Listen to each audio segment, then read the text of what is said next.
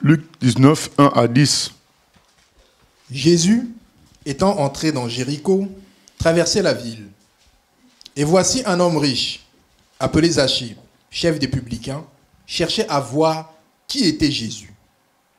Mais il ne pouvait y parvenir à cause de la foule, car il était de petite taille. Il courut en avant et monta sur un sycomore pour le voir, parce qu'il devait passer par là.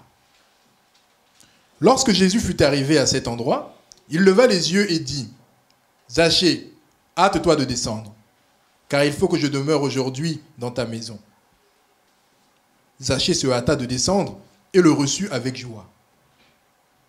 Voyant cela, tous murmuraient et disaient : « Il est allé loger chez un homme pécheur. » Mais Zachée, se tenant devant le Seigneur, lui dit : « Voici, Seigneur, je donne aux pauvres la moitié de mes biens. Et si j'ai fait tort de quelque chose à quelqu'un, je lui rends le quadruple. » Jésus lui dit : « Le salut est entré aujourd'hui dans cette maison, parce que celle-ci est aussi un fils d'Abraham, car le Fils de l'homme est venu chercher et sauver ce qui était perdu. » Amen. Ce jour-là, quand Zachée est devant Jésus, tout ce qu'il avait, c'est comme quand le soleil brille, même quand ta lumière est allumée à la maison, lorsque les fenêtres sont bien larges, ta lumière, ton ampoule, ta lampe, ça ne fait rien du tout devant la lumière du soleil. Vous savez, Dieu nous connaît. Il sait que si on ne touche pas à certaines choses, on va toujours croire qu'il nous trompe, il nous ment. Alors, il va te laisser te marier, puisque tu crois que le mariage c'est la solution, il va te laisser te marier. Puisque tu crois que ce dont tu as besoin, c'est un diplôme, il va te laisser avoir le diplôme. Puisque tu crois que ce dont tu as besoin, c'est d'avoir un CDI, il va dire, prends. Et vous savez, on trouve ça où? Dans Luc chapitre 15. On ne va pas lire ça, mais vous connaissez ça, l'histoire de fils perdu. Il a demandé sa part d'héritage, alors que son père était encore vivant. Il était chez son père, un homme riche. Mais il avait l'impression qu'on le privait de quelque chose.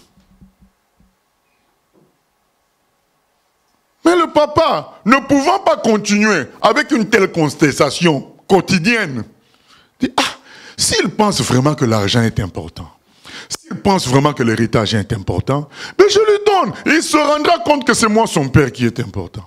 Et Dieu a laissé Zachée s'enrichir. Il fallait... Vous savez, Dieu n'a pas peur de la comparaison. Vous savez, c'est ça. Il sait qu'il est le plus beau, le plus fort, le meilleur. Il n'a pas peur de t'enrichir et se comparer à cet enrichissement-là. Il n'a pas peur. Il sait que si vraiment tu es honnête, tu réaliseras que lui, il est meilleur que ton enrichissement. Mais c'est une question d'honnêteté.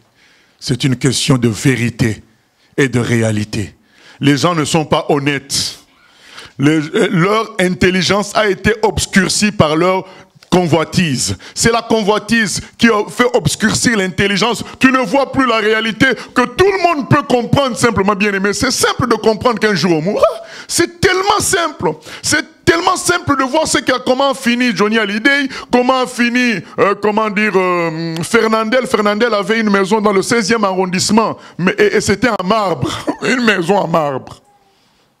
Dans le 16e arrondissement. Il a fini avec un cancer. Je crois qu'il n'a même pas dépassé 75 ans. Est-ce que c'est difficile de comprendre ces choses-là? Non, mais quand on est dans la convoitise, notre convoitise obscurcit notre intelligence. Ce n'est pas la réalité. En réalité, tu as besoin de Jésus. Et Jésus nous dit quoi? Cherchez d'abord le royaume des cieux et vous aurez le reste. Donc, ce n'est pas seulement pour aller au ciel. C'est même pour ici, sur la terre. Si j'ai Jésus, il me porte pour tout. Lui, il maîtrise. Mais toi, comme tu ne vois pas, tu ne veux pas fonctionner avec lui. Tu préfères fonctionner avec ce qui est visible. Un bon diplôme, un bon stage, une belle fonction. Tu veux fonctionner parce que ça, c'est tu maîtrises, tu vois. Un bon compte bancaire. Mais Jésus dit, mais moi je suis plus que tout cela. Et en plus tout cela est mortel. Ça disparaît.